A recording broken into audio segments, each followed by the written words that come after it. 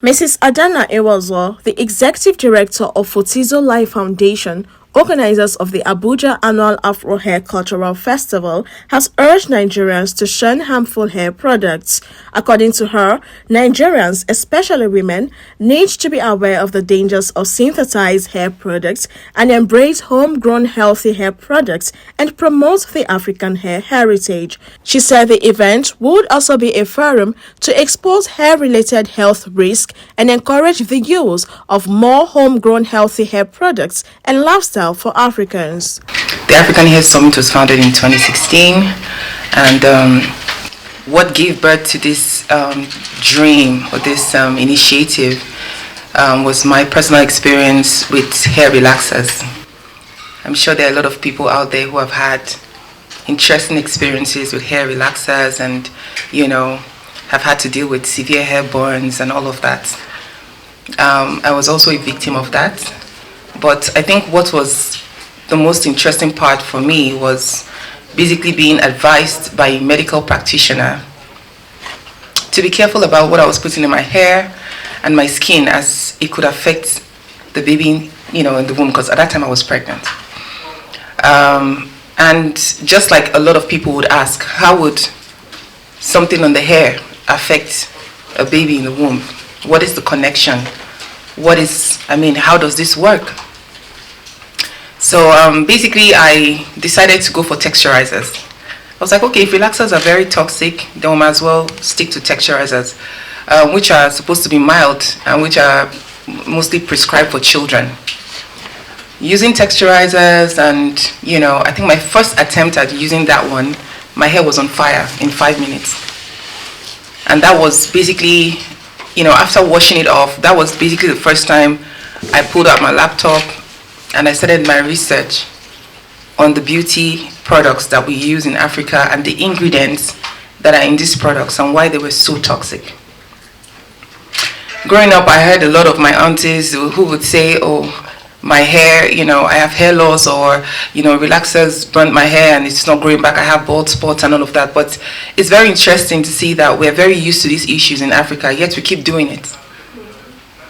You see people who have had severe hair burns or hair trauma, and the next week they're back in the salon doing the same thing. So it's some sort of bondage. It's as though we're colonized in a different way here in Africa. It's some sort of identity crisis that we are struggling with. Trying to alter how God has made us and who God has made us as Africans, and exposing ourselves to health risks that we can't even control. And, so this for me is what spurred me into pushing further into this vision and, running into it for the past 7 years. So like I said, we're raising health awareness, and we've been working with the Ministry of Health, inception in 2016. And we're also promoting the beauty in the African natural hair. The African hair is beautiful. The curls, the texture, the color, I think it's one of the most beautiful things that God has created. But a lot of Africans are in denial and are refusing to accept, this beautiful gift that God has given to us.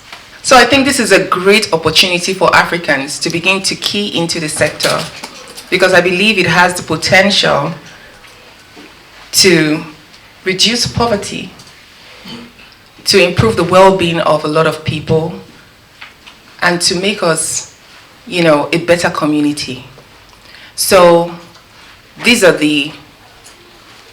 all the steps or the processes that have led to this dream being here today. So every year we have 3 programs. In March, from the 8th of March to the 12th of March, we have something called the continent-wide free natural hair workshop, where we train over 100 young girls and women in the art of natural hair styling and product formulation across different African countries. This year we had Botswana, Tanzania, Ghana, Cameroon, and some other countries. And we're so thankful that we're able to create that impact again, despite the economic situation. In June every year, we have the African Hair Summit virtual conference and show. And this is done because there are a lot of people who are not able to travel down for our physical events.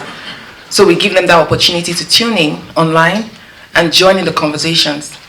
So for those who are struggling with hair care constantly, for those who are battling with alopecia, extreme hair loss, they can begin to find solutions through expert advice that we provide at the African Hair Summit Virtual Conference.